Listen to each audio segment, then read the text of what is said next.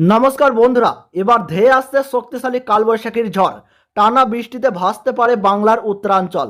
এছাড়াও আজ থেকে আগামী 15ই মে পর্যন্ত বাংলাদেশ ও পশ্চিমবঙ্গের বিভিন্ন জেলায় জেলায় বিক্ষিপ্ত বজ্র সহ ঝড় বৃষ্টির পূর্বাভাস রয়েছে।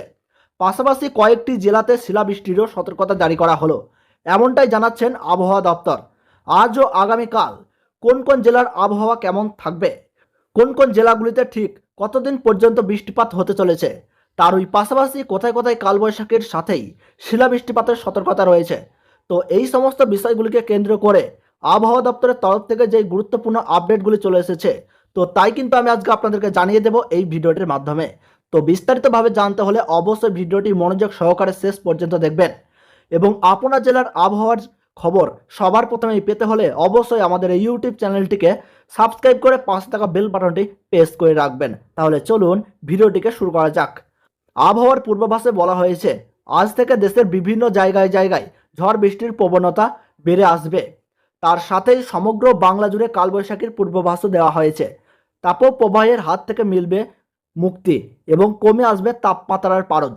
এক ধাক্কায় 8 থেকে 10 ডিগ্রি তাপমাত্রার পারদ নিচে নেমে আসবে।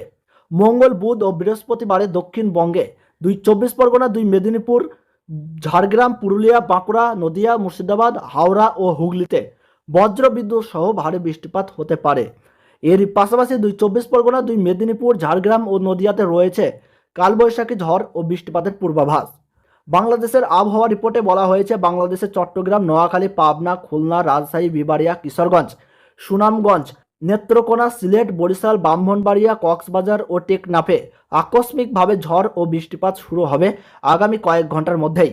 বাংলাদেশের আবহাওয়া অধিদপ্তর জানিয়েছে, আগামী 15ই মে পর্যন্ত বাংলাদেশের বিভিন্ন জেলায় জেলায় বিক্ষিপ্তভাবে কোথাও বা ভারী, কোথাও বা হালকা মাঝারি বিক্ষিপ্ত বৃষ্টিপাত হওয়ার সম্ভাবনা রয়েছে।